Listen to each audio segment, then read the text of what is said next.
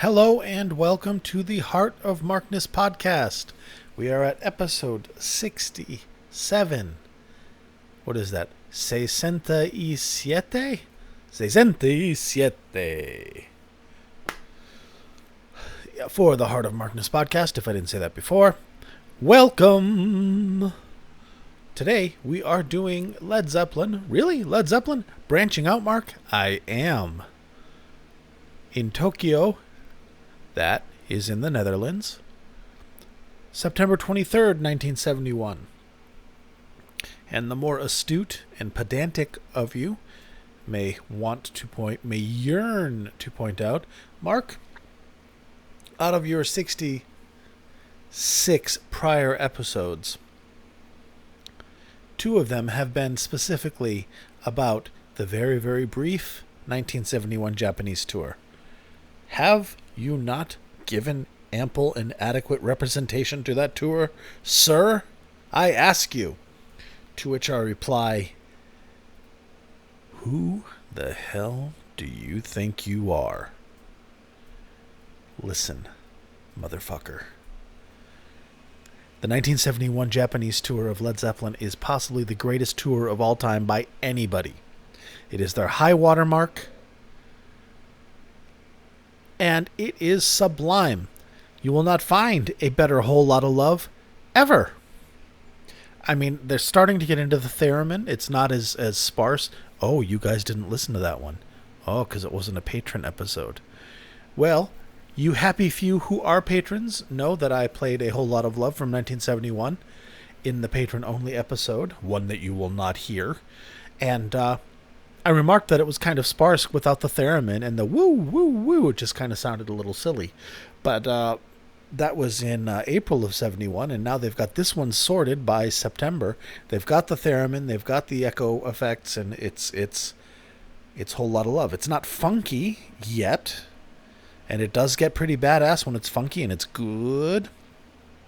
It's great. But they are at the apex of their let's throw a million songs into this one song. And it is crazy good. And that's why I'm featuring this. Aside from the fact that this tour is amazing. It's their first tour of Japan. Their first appearance in Asia. And again, even though it's 1971 and they're kings of the world, they're in an arena where they have something to prove. It's their first appearance, and they're like, we got to tell this audience why we are the shit. And boy, did they. This is going to be another 2-parter, I've already decided. And mainly because I'm playing 2 songs tonight. One of which is like a 38-minute Whole Lot of Love that is just amazing. Amazing. And the second of which is what I'm going to play for you very, very shortly, because I'm going to try not to ramble for 15 minutes, is Since I've Been Loving You. And I'm playing it because it is simply, I took notes. I listened to them last night. I listened to most of the show last night, but these 2 in particular. And took notes. And I've got like 2 fat paragraphs. No, 3. 3 paragraphs on Whole Lot of Love. And for Since I've Been Loving You, all I have is perfect. That is all. And it is perfect. It is perfectly executed and just unbelievable. And since it's already an unbelievable, beautiful, sublime, powerful song, perfection is, I mean, you can't improve upon perfection. You can't have perfect and a half. Can you? Can you? Maybe, but you'd have to get a mod for it. And then if you're going to start modding, then it's not going to matter. Anywho. Oh, boy. What a week. It is beautiful today.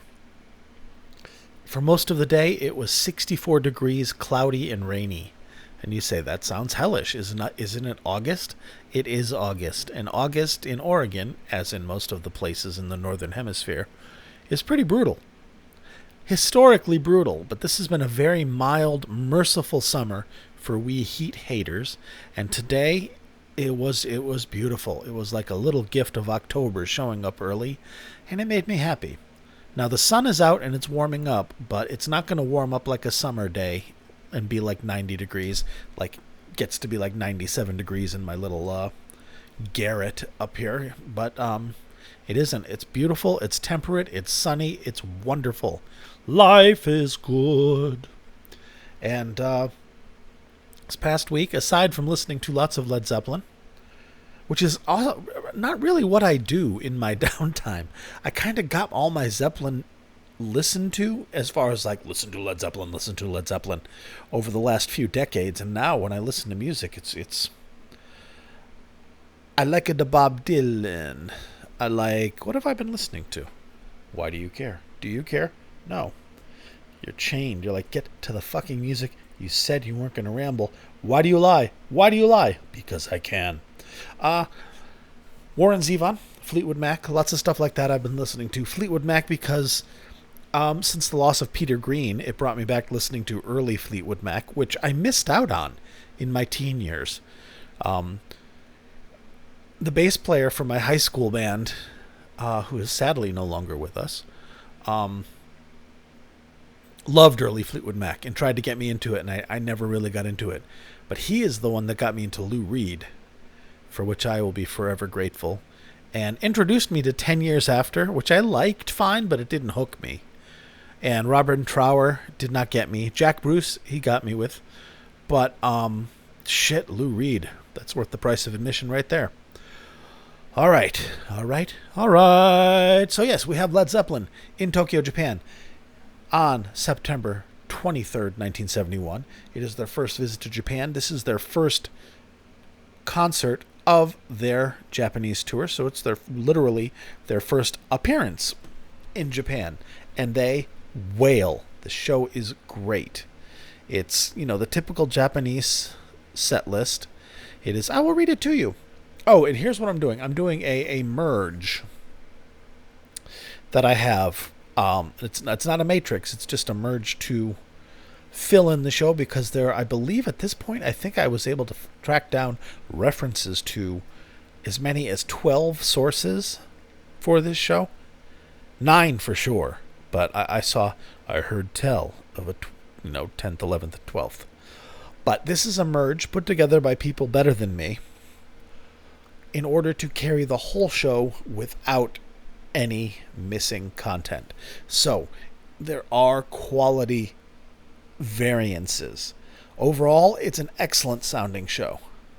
But there are places that you will encounter later on, especially in Whole Lotta Love, which is so long, where the quality suffers in order to maintain the material, so you don't miss the material. And I have great respect for that, and that's why I chose this source. Okay. Let's all go to the lobby. Let's all go to the lobby. I have been waffling for the last however many minutes because I've been trying to come up with a natural segue to bring up the fact that I've spent 6 hours in the last week watching two videos explaining the entire Twin Peaks series in depth detail. I mean, and it's granular. It is good. It hooked me. It was like watching a college course. And because of that, I keep hearing the voice of David Lynch in my head, and I've been trying to find a way to fit that in, so I could be like, Led Zeppelin, Osaka knocks my socks off. Wow, what a band! Because he has that voice. But then I realized that it's not a great David Lynch impression. It's got niche appeal at best, and nobody's going to give a shit. So I did it anyway, because it's my podcast, and I'll fuck around if I want to. All right, I'm 9 minutes in now, so I am going to bail. So you can hear Since I've Been Loving You by Led Zeppelin. Amazing performance. The fluidity and the effortlessness they make it, that they present. Oh my God, this band. All right, enjoy, friends.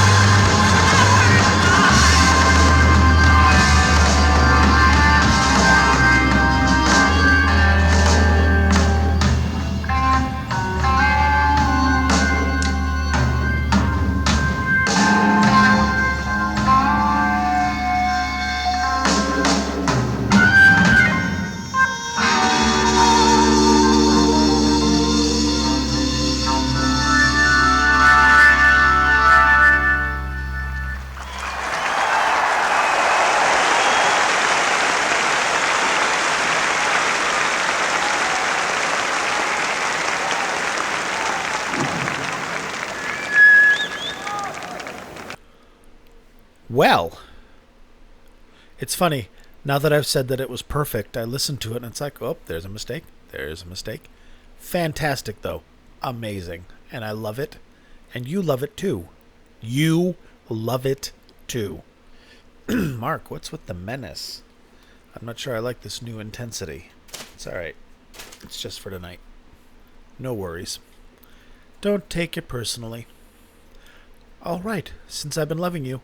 Fan Beatle-tastic song. Unbelievable execution. But now we have to gird our loins. We have a 38-minute, I think, Whole Lot of Love to get through. Now this one, it doesn't, there are quality changes in it. All of it's listenable. Most of it's great.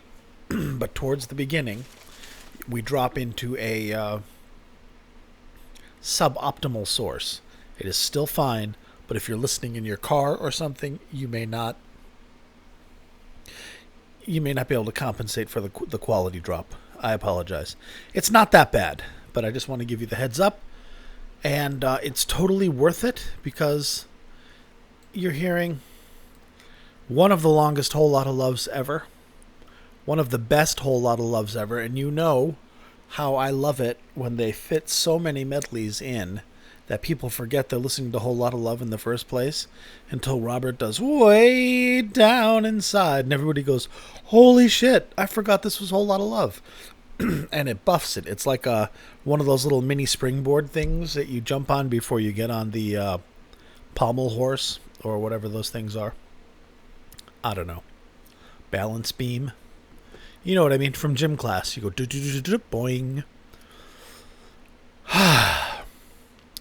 All right. I'm going to play this and I'm going to talk about some of the medley songs in this Whole Lotta Love.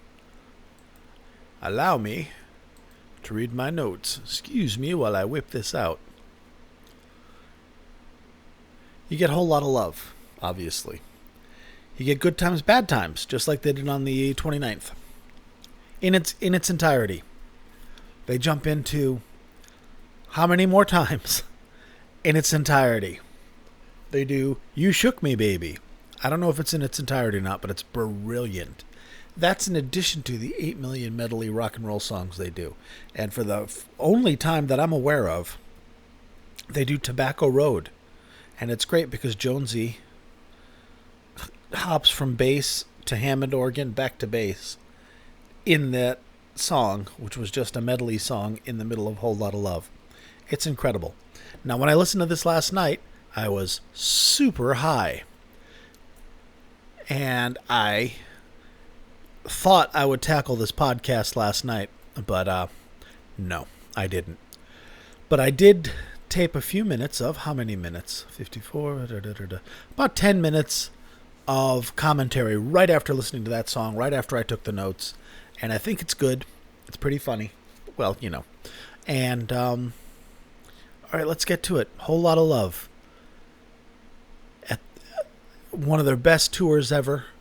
My favorite tour of theirs, I think, if I had to think about it, I think it is my favorite tour of theirs. The first Japanese tour. Robert's voice was still in tip-top shape. Jimmy was amazing. Bonzo was amazing. Jonesy was amazing. You got your Zeppelin 2, your Zeppelin 3. It's good times. Did they play stuff from Zepp 4? Let me give you the... Yeah, they did. Let me give you the set list. Because you can get this show from heartofmarkness.com, or you'll be able to at some point. I haven't upped it yet, but go to heartofmarkness.com. You can get the shows that I cover where applicable. It's very applicable here. So you've got your intro, which is the Japanese intro. Immigrant Song into Heartbreaker, where Jimmy breaks a string and handles it well. Since I've Been Loving You, Black Dog, Dazed and Confused, Stairway to Heaven, Celebration Day on the double neck, Bron Rar Stomp, That's the Way, Going to California, the acoustic set, What Is and What Should Never Be, Moby Dick, Dick, Whole Lotta Love, and then Communication Breakdown. So we're going to listen to Whole Lotta Love, and then next week we'll listen to some of those other songs. Thank you for sticking with me, and listen to this. It is good. I know it's 38 minutes. It is good. It is worth your focus. If you're working or whatever, no worries. Just listen. It's badass. But if you can just kind of pull back and listen, it is worth your time because it's just fantastic. The more attention you have to give it, the more delight it gives back. So enough of my rambling. Let's listen to it, shall we? We shall. Here you go. Good evening!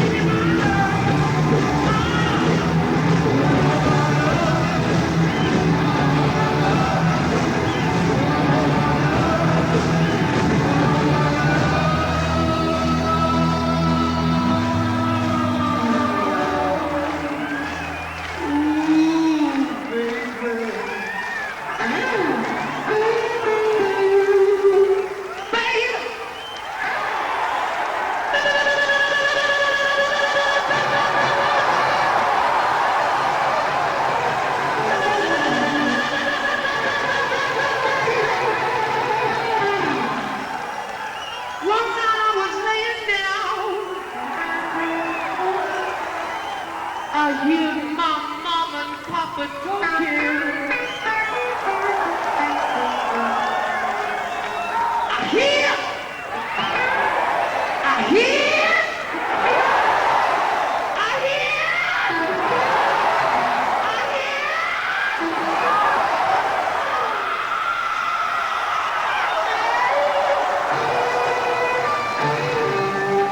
I hear them say now, you got to let that boy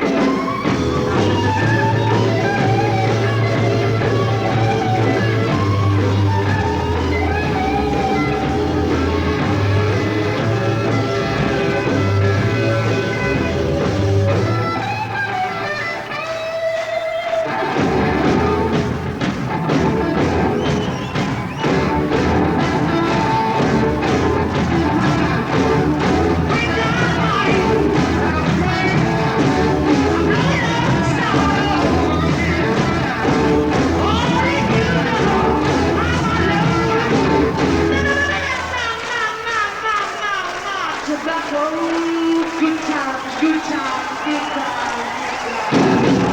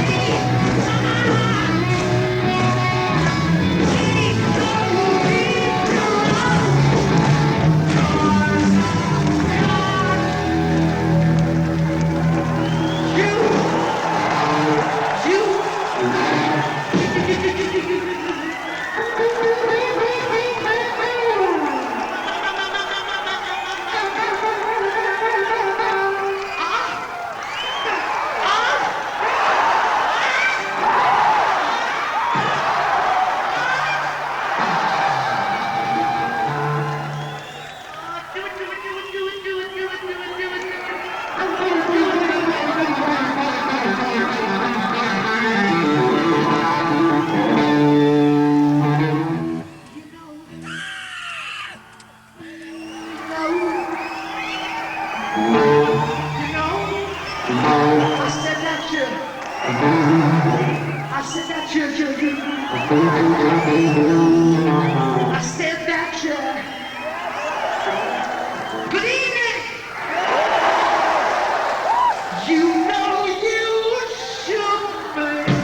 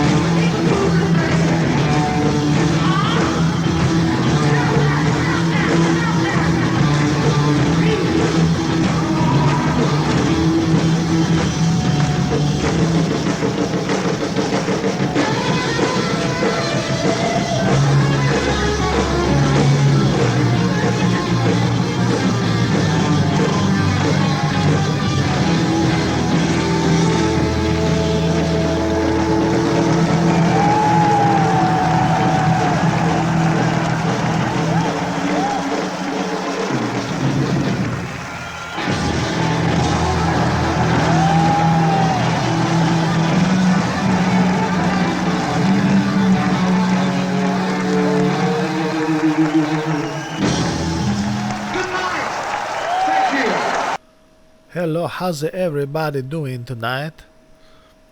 Whole Lotta Love. Did you just hear what I heard? Did you hear what I hear? It was incredible. It was incredible.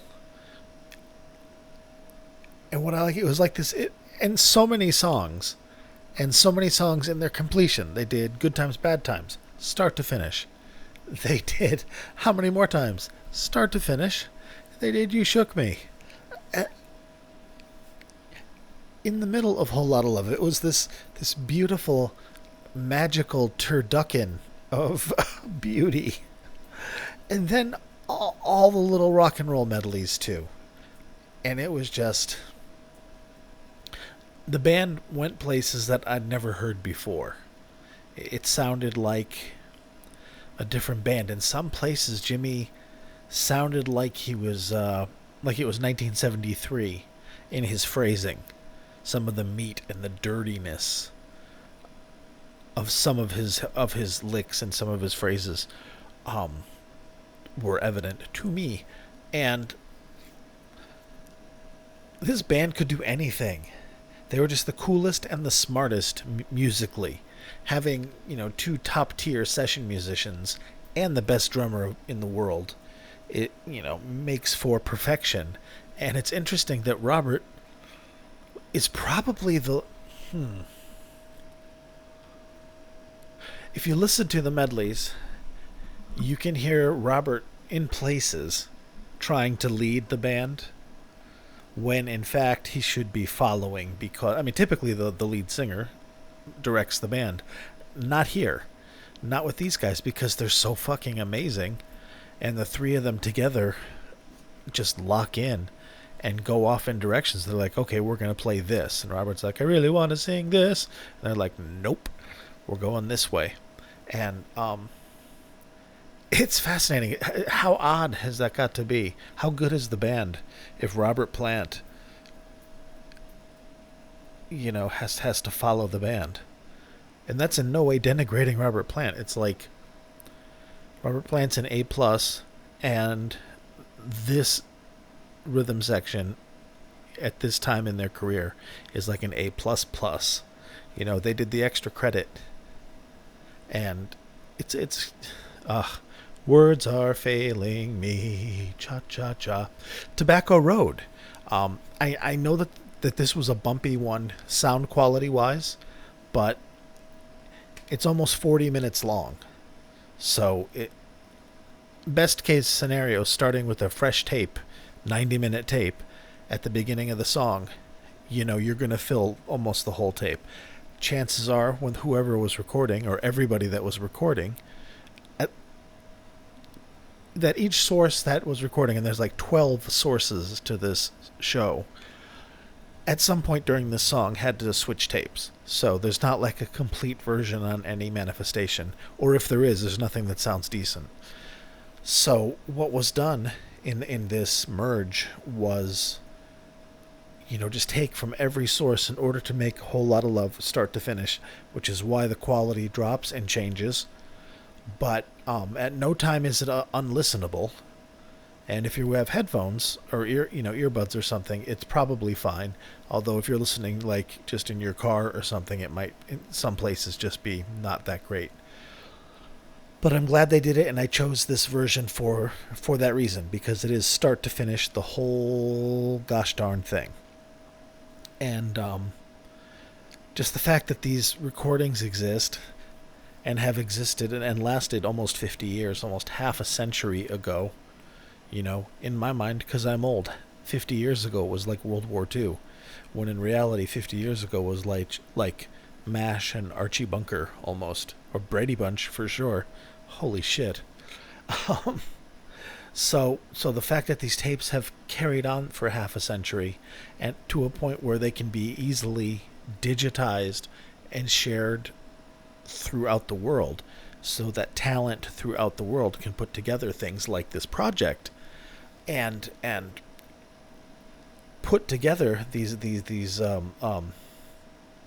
myriad disparate threads and weave them into a tapestry that captures this moment and captures this show and captures this energy and captures this band in a way that, if it weren't for these recordings, and if it weren't for these recordings being out there and just easily grabbed off the vine on the internet so that you can hear them and manipulate them and improve them,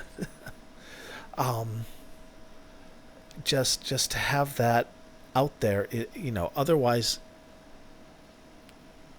September 23rd, 1971, Tokyo would just be an entry in a log somewhere in a record. It would just be like, on this date, Led Zeppelin played Tokyo for the first time. They played Japan. This is their first Japanese show. It was rumored to be awesome. Now we can say, hell yeah, it was awesome, and here it is. I want to hear it like this. I want to hear it like this. I want to hear it like this. I like this source better. And then you can talk about it and talk about it with people, and then find, some dude on YouTube that just a couple months ago, remember? Suddenly, like 40 minutes from the show were available from 8mm films that this guy just had. And somebody, on YouTube had talked to him about something else. And he's like, oh yeah, I think I taped that show too. He's like, what do you mean taped? I mean, filmed. And he put it on YouTube, and suddenly there's this holy shit footage for this holy shit show by this holy shit band at the holy shit point in their career. And it all happens, all of it, because of people like you and me that keep this torch burning so that people can put things generations down the road. Can put together things and keep this music and this band relevant. Alright, here endeth the lesson. Whole Lotta Love was good is the TLDR for that. Whole Lotta Love was really good. Oh wait, before I endeth the lesson, what else do I have? I took notes, by the way.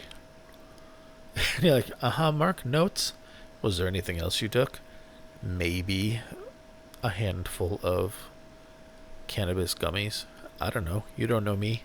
Yeah, you do. That's okay, because it's Wednesday, and I'm going to make a real podcast tomorrow.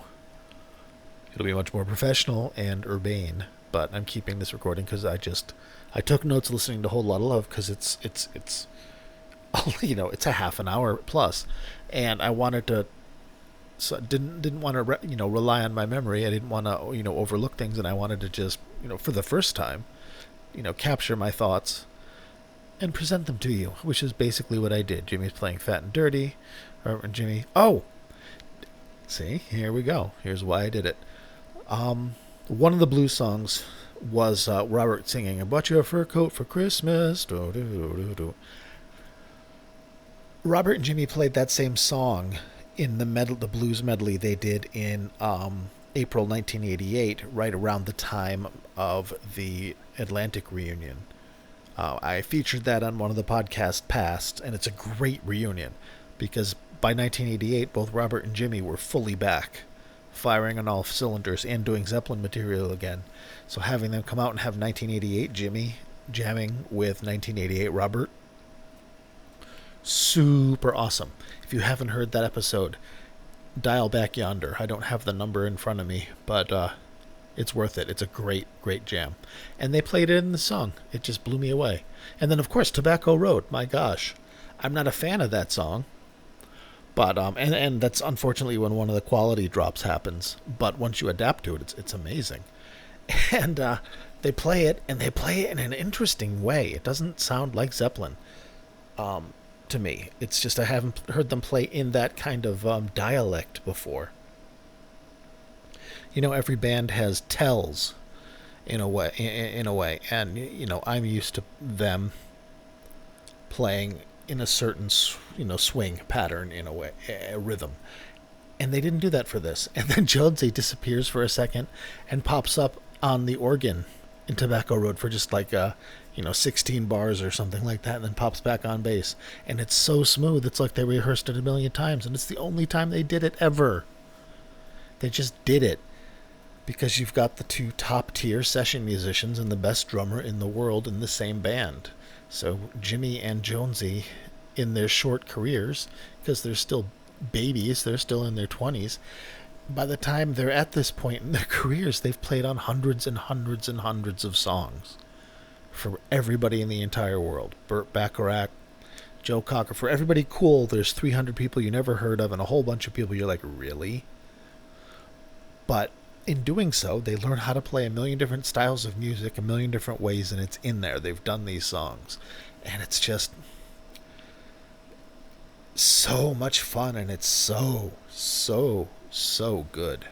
It makes me happy. It's one of the reasons I do the podcast, and one of the reasons I've listened to these guys for 30-something years, because they're just pretty darn awesome. All right, now I'm going to sign off, and a kinder, gentler Marquis will carry on tomorrow, and you'll be able to tell which one is which. Why? Why does it start there? I don't know.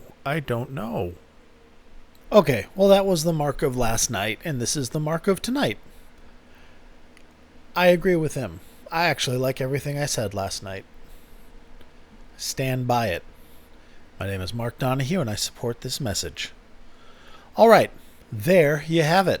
You can't get... What else can you say? That was just incredible. And the fact that it's this band of 20-somethings just railing out there and wailing. Nobody else delivered like that. Nobody. Oh, so good. All right. Follow me on Twitter at Heart of Markness. Join the Facebook group, also called Heart of Markness. I have a website called Heart of Markness. .cam, where you can come visit and find the podcast that you're listening to, so you don't need to find that. And where applicable, and it's almost always applicable, and I'll tell you when it isn't, you will find links to download the entire show. So you will get the entire show if you visit heartofmarkness.com, not just the songs that I played from it in the podcast. Good stuff, good times. And if you like what I do, if you like the live Led Zeppelin every single week without fail for more than a year, and then with great fail for the 2 years prior to that, I've been doing this for 3 years now, and I think I'm finally getting okay. Proud of that. C-.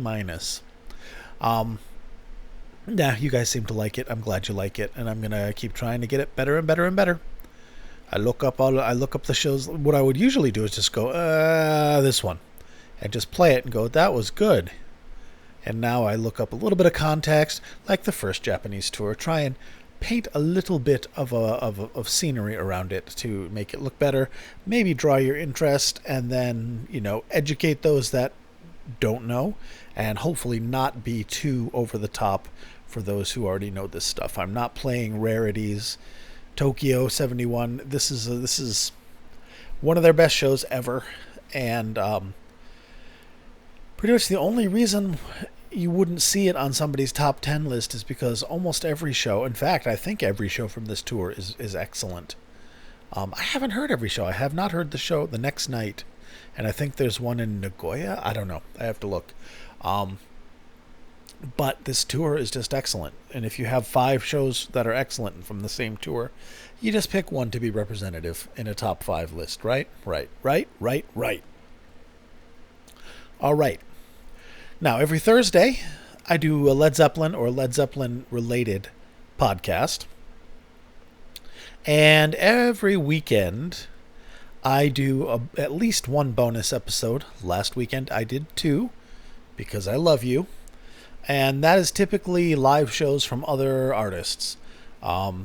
Every Saturday, typically the Gems group releases a tape, usually a master recording from the greatest stealth recorder of all time, Mike Millard. And I usually grab that where applicable and instantly just do a podcast on it, because it is typically going to be one of the best sounding shows for fans of whoever the band is that night. I've done Yes, Queen, Eric Clapton, Fleetwood Mac, Stevie Nicks. So many people. God, I don't know. Black Sabbath, there's one. All kinds of folks Mike Millard taped, and it's all fantastically good. And sometimes I'll throw other stuff in there. Like this week I threw in a Lou Reed concert from 1989 because it was awesome and I wanted to share it with you. So if you like what I do, if you like the live music, if you like the classic rock, if you like holding the Led Zeppelin torch aloft on the information superhighway, then consider becoming a patron on patreon.com/heartofmarkness.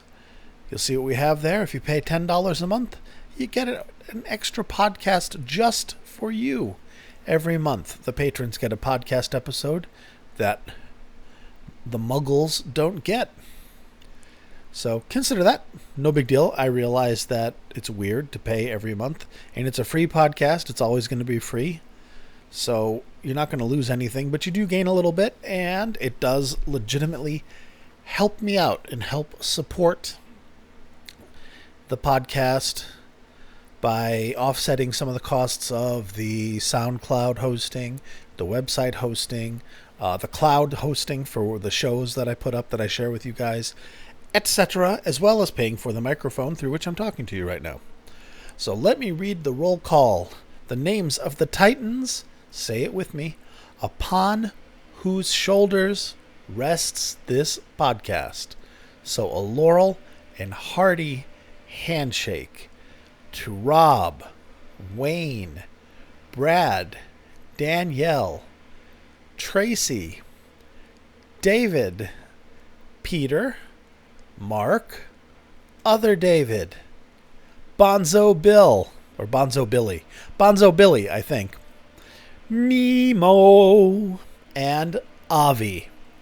Thank you guys. Each and every one of you really makes a tangible difference in my life. Those of you who know me know that I am not a wealthy man, and the money I get from you guys helps, has a real impact in improving my life. And I'm also saving to build a computer for myself, because building a computer is cheaper than buying one, and I want to build something that's a little bit decent. Just a basic console killer for gaming, nothing crazy, but this laptop I have now is 10 years old. It's not going to last forever, and if it goes crap, I don't have any plan B at the moment. So I am saving for that, and this kind of patron thing helps. So thank you, everybody. Much love to you. And I will be back this weekend with whatever Mike Millard masterpiece pops up, and or some other stuff. I've got this Bob Welch concert from the Cal Jam 1978. And Bob Welch briefly was in Fleetwood Mac, kind of in that weird transition period after Peter Green and the Army of Guitars and the blues band, and after Christine McVie joined, and it started becoming Fleetwood Mac, what we know. And he actually was on the Mystery to Me album, which was, I think, the one. I don't know. Fleetwood Mac put out 7 trillion albums, but Mystery to Me had Bob Welch, and it had some hits on it. It had Hypnotized. Seems like a dream. You got me hypnotized. But sung better. And Emerald Eyes. I think that was Your Eyes Got Me da-da, ba-da-da-da-da-da-da. And Sentimental Lady. Sentimental da-da-da. Going through my da-da-da. I say dot because my entire life since I was a little kid I sang the wrong lyrics, and even though I've heard the right lyrics I can't retain them, and I don't want to sing the lyrics that I thought it was when I was 5 because it sounds dumb. All right. Oh, and the reason why I want to do that Bob Welch thing, what makes it so great, it's not, I mean, it's good, but what makes it noteworthy is that Stevie Nicks and Mick Fleetwood join him, and Stevie Nicks is just singing harmony, quote, and Mick Fleetwood is doing percussion, but it's a neat little kind of mini reunion, and Stevie Nicks was on good terms with Bob Welch. They were friends, and there must have been a little bit of kind of guilt, even though it's indirect guilt, that you would have. It's kind of like survivor's guilt, but it's the kind of guilt you have. After he quit, said, fuck you guys, I'm going off on my own. They said, okay. And then the replacements, the people that got to replace you, make you the biggest band in the world, and Fleetwood Mac is with rumors, 100 million albums sold or however many. Biggest band in the entire world, and Bob Welch is like playing small theaters. I don't know. Anywho, not my circus, not my monkeys, not my band, and we're an hour 18 into it. All right, guys, love you. Thank you for listening. Be good to yourselves, be good to each other, and I'll talk to you this weekend. Bye-bye.